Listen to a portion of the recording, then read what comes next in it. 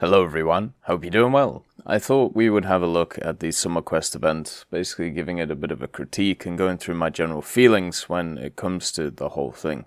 Obviously we might do a post-mortem when it comes to this event being over, but I highly doubt it since this is very similar to a bunch of the other events.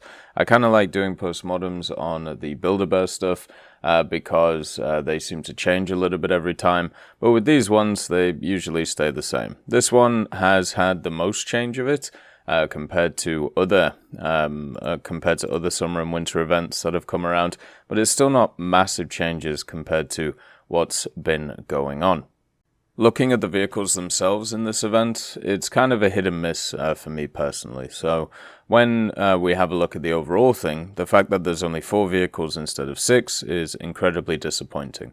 I thought the lower tier vehicles were a great way of giving minor nations vehicles to be able to get people to kind of play them. The reason why the Zarini 1 is a nice vehicle is because hopefully it means that people will play Italy while using it. It's also going to be used for dailies and specials and everything like that. But also at the same time, there isn't a plain lower tier premium, there isn't a naval lower tier premium, and to only see 4 vehicles instead of 6 marks a definite change in these events, and I hope that doesn't stay. I really don't like that. I think they had a perfect setup when it came to it before, where the lower tier rewards were used to try and advertise certain nations, and the higher tier rewards were for the nations that people already played.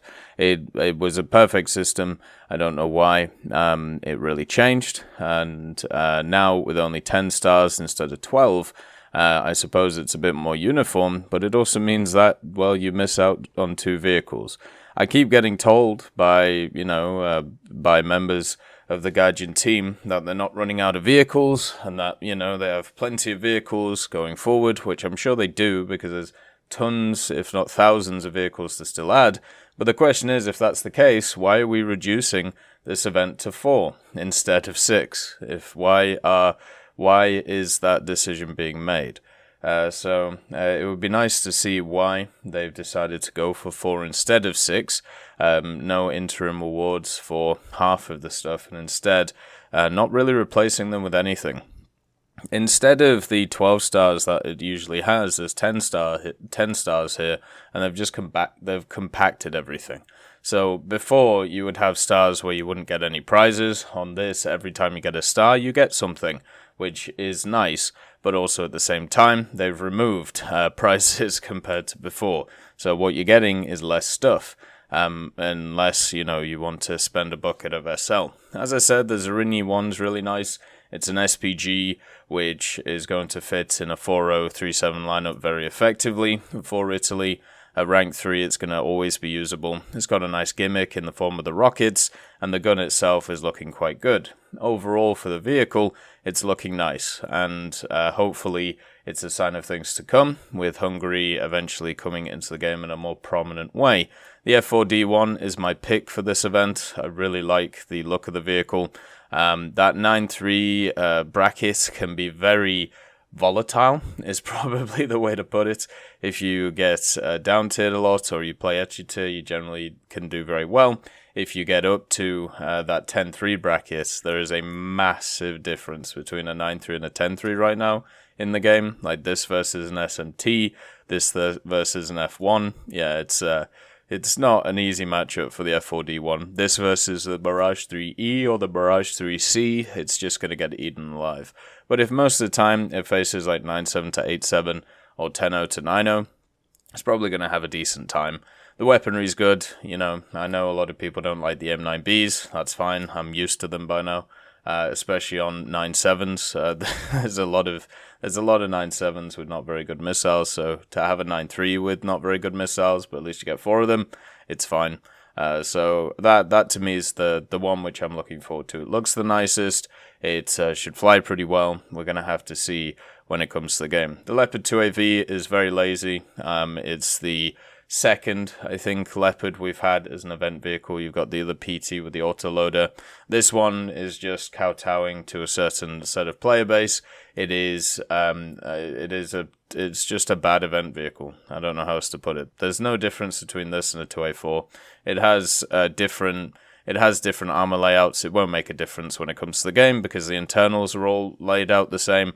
It has the 105, but it has access to the DM33, which has exactly the same penetration as the DM23 on the 120. So it'll have a slightly different reload and do slightly different spalling, but it will act exactly the same. So this vehicle is just going to be a 9.7 2A4. It's going to take over games, and it's going to be really annoying in the right hands, but because it's an event vehicle, it's going to stay at the BR where it is, and it's going to be lower than it should be because of the fact that it doesn't have thermals, and because of the fact that people are going to play it wrong. And it sucks that that's the case. This is the third German vehicle that's going to be like this. The 2PL is the one which was very similar to this, and also the PT. The PT is incredibly strong.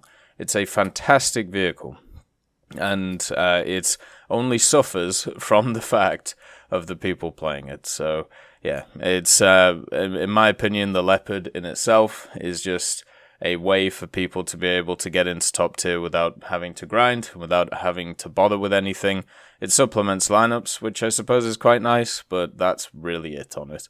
The Haruna is exactly the same thing. Obviously, there's not a lot of people who are grinding out the Japanese naval side of things, so here's a battleship so people can play high-tier naval. It's the first, I think, proper top-tier vehicle, or top-tier event vehicle that we've had. I think the MiG-23 was maybe the highest rank at the time. Well, it was the highest rank, but I don't know if it was the highest BR. This Haruna is just going to be the highest BR. It's just a Congo with less armor. Once again, quite lazy. And also, at the same time, it just means that people don't have to grind through tech trees. So they're not going to have full lineups, they're not going to have great experiences, and they're going to play a stock, technically end-of-the-line vehicle, and just get hammered in it, and then just complain. There's this really annoying trend with these vehicles that they just keep putting in really high rank ones and event ones, so you have to grind them out, and then people grind them out. It annihilates metas for like a month, and all the statistics you get from it are just going to be super skewed, and then you're going to get a crazy, ridiculous set of BR changes, and then we go around in circles again until we get the next event, and then the same thing happens again.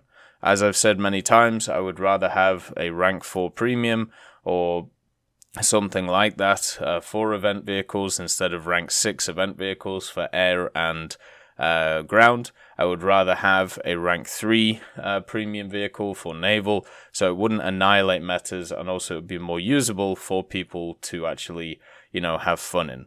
Right now, these vehicles, like especially the 2AV with its stock heat FS, is going to be an absolute pain to be able to play. The Haruna is the same because it's going to have ridiculously high modification costs, and as always, that I keep bringing up but still hasn't been changed, the naval vehicles in War Thunder do not get reduced modification costs on parts and FPE. For some reason, tanks do, but ships don't. And it just means that if you are playing high-tier stuff and you are playing stuff like the Haruna, you are just going to have a horrible time for many games before you can even extinguish fires or even repair, your guns or repair certain parts of you. So the vehicles overall, it's sad that there's only 4 of them. I think 2 of them are bad and 2 of them are good. Basically the way to put it. The decals for the event are nice, but they're doing that dumb thing again where they're doing coupons for decals, which will mean that you'll be able to get duplicates of them, and you'll have to use the market if you're on PC in order to get the Happy Camper decal, unless you're really lucky, which you won't be, because the system's not designed that way. So when it comes to the decals, obviously on console, you can just swap them so you can get the collections done. But as somebody who has tried to, move forward with some of the collections and kind of enjoyed doing all of these types of events for collections, I am very annoyed at this moment in time when it comes to the decals and how they work. It's really annoying when these games force you to use the market, right? It's one of my main issues when it comes to the Build-A-Bear events. The Build-A-Bear events are specifically designed in the idea of the market happening, or in the idea of the market. They're not designed for the player to actually complete. They're designed for them to spend money on the market to be able to get everything. And when it comes to even a small thing such as decals for another event, when it is designed around forcing trades on the market, it is very annoying to see. And I really wish that wasn't the case. I really wish that there was the console system on PC where you could just swap individual decals across the board, but unfortunately that's not the case. So what ends up happening is you have to use the market, and if you don't like using it, or if you haven't, ground out stuff over time, then you're not going to be able to complete the collection. And that's basically it. It sucks. It's not how it should be, and unfortunately, that's how it is. Then also, we have the Hornet's Nest decoration, the Sailing Catamaran decoration, and the Girl Scout player icon. So all of these are completely fine. They're not coupons, so you might not get it, and also you can't sell them. But I think overall they're quite nice. The Hornet's Nest seems to have a animation to it as well, which is quite good, with a bunch of insects wandering around it. Some people were telling me that the Girl Scout is actually wearing a Boy Scout uniform, which I think, if that's true, that's funny. Obviously somebody cocked up there, but at the same time, it's a minuscule detail. It's just kind of one of those interesting ones. And then the catamaran, it really depends on how big it is. If it's a big decoration, then it'll look really funny. If it's a small decoration, then obviously not. The boat itself, the catamaran's big, but it just depends on what scale that they go for when it comes to it. So overall positive. I just really wish they would add an option for the decals so you could swap them without having to use the market on PC. I like the fact with the marks of distinction that whenever you unlock something, you actually get access to something, and that to me is pretty cool. And the way that they've done it is they've basically added trophies with a reward, which is kind of the same as the history pages trophy that you get. So it means that whatever star that you have, you're going to get something. They could have added this system to the old system and it would have worked fine as well, by the way. So, it's not like they've revamped everything. They've just meant that you get less rewards because now you have 10 stars instead of 12. Everything is just more cramped up, and they've added not just the trophy with the reward, which once again, as I said, is quite nice as a little bonus, but also they've added this summer cocktail thing. Now, I'm in two minds about this one, and it's really down to a simple point. So the summer cocktail thing is gambling. It's as simple as that. It's gambling with in-game currency, SL, which you can grind independently, you can buy as well. Usually it's not hard to grind SL. Turn off auto repair spade vehicles, you'll make a ton of it. But the thing that worries me about the summer cocktail is a simple fact. It is gambling. This game is not 18 plus. And at the same time, that means that you will have people who are under the age of 18 which are exposed to gambling. Whether you believe it's gambling or not, it is gambling. Just like how we've had all of the court cases wonderfully in Europe about these things. Certain nations have decided this stuff is gambling.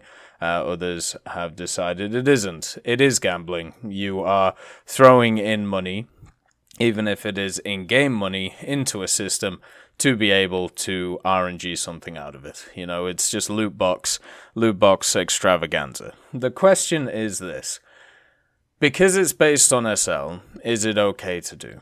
And is it okay not knowing the rates of drops? Now, this is the big question. I think I would be fine with this. I think I would be completely fine with this system if they decided to give you drop rates for all of the different things. Recently I was playing Raid, and one of the things in Raid that they do is they give you percentages for each drop when it comes to the shards and the crystals that you're using. So you know exactly what percentages are coming at you. If they did this with this system, I think I'd be completely fine with it. If they were open and honest about the percentages of each thing, I would be, as I said, completely fine with it. But right now, that isn't the case, and they're not going to do that. And if they do that, then fair enough, that's great. but I really highly doubt they're going to. I think what's going to happen is they're going to do what they did last time, where they're going to say that certain things are rare and certain other things are not rare, and people are going to make assumptions on how rare these things are by people opening 1,000 chests and then kind of going from there. The other side of the equation is this does mean that with this system, people will get access to vehicles that maybe in the past they did not get access to. So all of these vehicles, most of them, or the vast majority, are event vehicles. So this means that they can get access to them. It also means they can get access to their camouflages. They can also get access to the decorations, which is really nice, especially some of them which haven't been around for a long time. So you can create collections, and it also means that you can get decals as well, and also some extra stuff. Now, for me, I really don't like gambling. I really don't like them in this game, but I think I would be okay with it if it just showed the odds of everything. If it does that, then okay, we're fine. We should be overall pretty good. But at the moment, that's not the case. That's not kind of shown when it comes to all this stuff. Instead, as I said, we're just going to get like rarities on different things, which is not going to be good enough in my opinion. These things are designed to bleed people with money. They are never going to be worth it with the amount of stuff that you put in. They are never ever going to pay out as much as you put in. That's how a casino is designed. The house always wins. There is no difference when it comes to the summer cocktail itself. The system itself, it is nice to see it because, as I said, it means that people get access to all the stuff. I think there are better ways of doing it, though. Some kind of trade system would be nice to see as well. Being able to trade newer vehicles with older ones if people wanted them, just getting rid of their coupon status.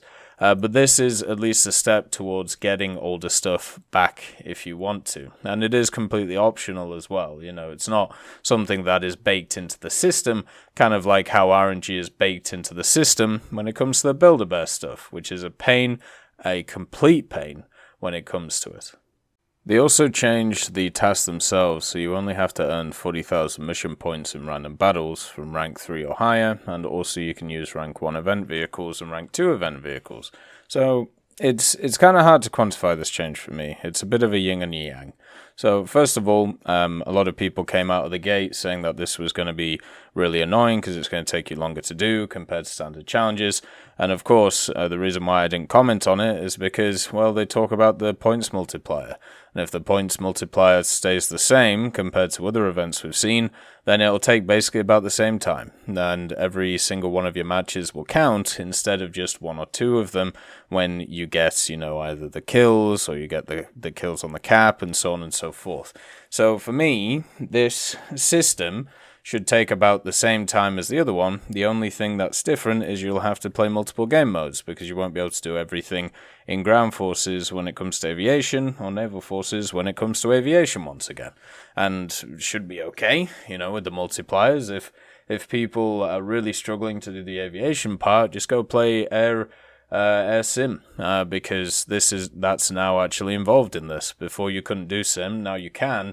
And now you'll go see how many people abuse the system in sim and how pretty much it is a ridiculous game mode because of the fact that there is rampant abuse in it. And I'm sure when it comes to these marks of distinction, people are going to abuse sim to be able to get them done super quickly because it's going to be the meta way of doing them.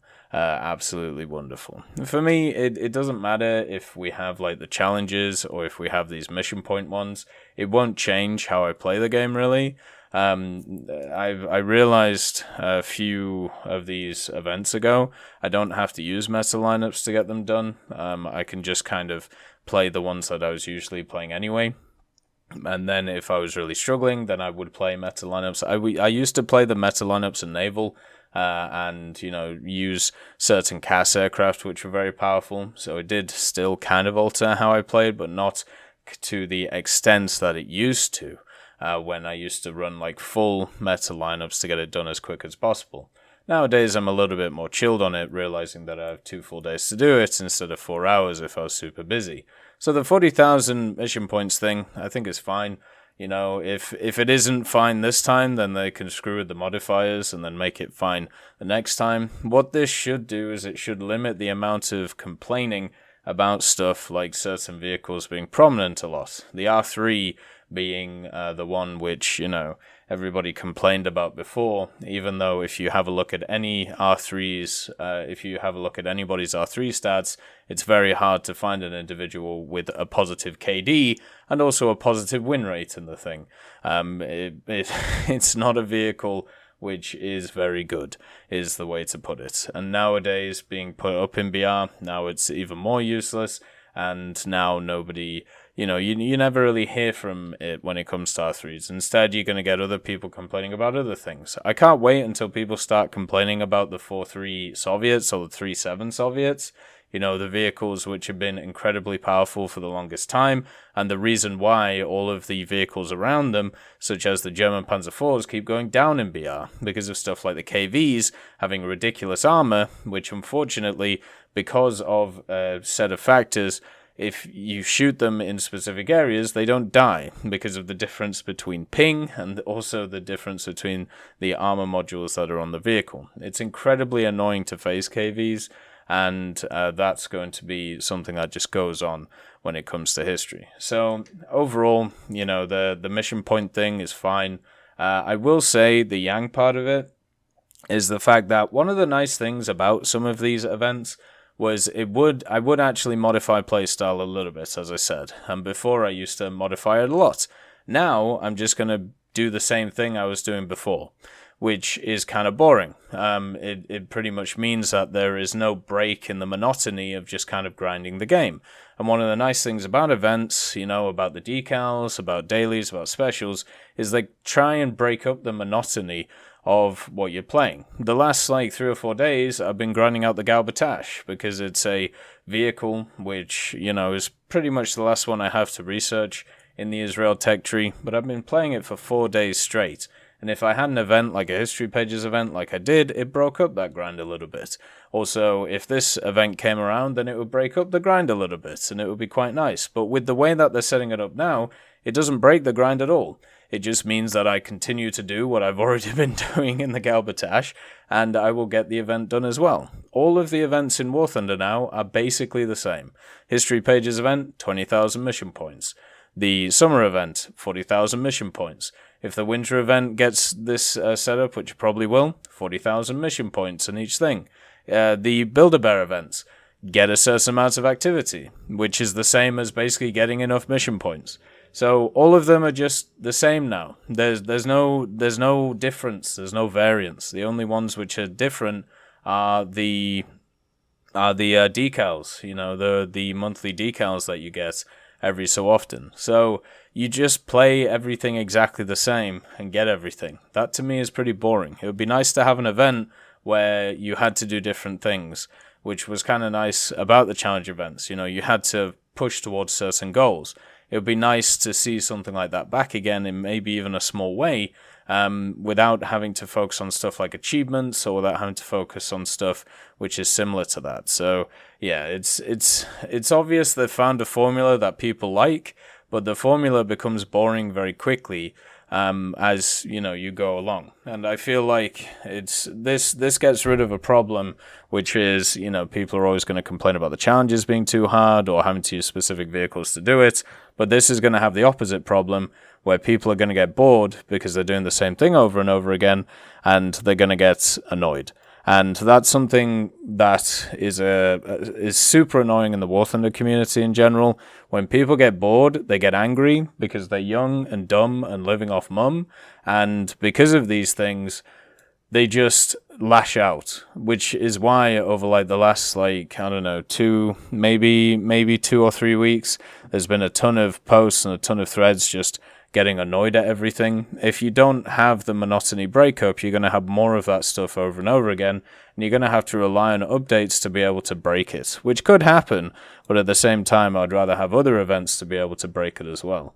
So overall, this event will be fine to grind. I do have some issues with it, as gone through the video, and hopefully next time, when this event rolls around again, probably in the winter quest setup, hopefully those are addressed. Just as a little last point, I do find it kind of odd when it comes to the thumbnail for this event. Why is the leopard covered in like a tarpaulin? I'm guessing it was supposed to like be I suppose it was supposed to be a teaser or something, but it was never teased, so it just never kind of happened. This looks more like a actual Build-A-Bear event than another event, but yeah, it's just an oddity when it comes to that stuff. But yeah, the event's going to be easy to grind, you know, at least for me. Others will probably struggle because it's one which you just need a lot of time for, and you know, time is something that I have quite a lot of. But other people obviously don't. At least, you know, you can G tasks if you want to, and also having access to all the stuff is nice, even though it's through gambling. I would like to see better vehicles, or more interesting vehicles, I should say, next time. I would like to see the removal of the duplicate decals. I would also like to see more transparency when it comes to the rarity of the options in the rewards. But everything else I'm pretty happy with. It's a completely fine event and overall should be okay. So, as always, I hope you enjoyed the video and have a wonderful day. I'd just like to thank Nicholas Richardson, Elove Goat, Pyman675, Winter Scientist, Merciless Reaper, Jerry Prevolt, Megadino King, Orange Tail, Teddy, John Ryman, Universe, Ambrosius McClellan, Daniel Stanton, Moxie, B. Young, Uncle Bean, Sem Arslan, Derek R., Bareen, Lafouche, and Samuel Slick for supporting the channel.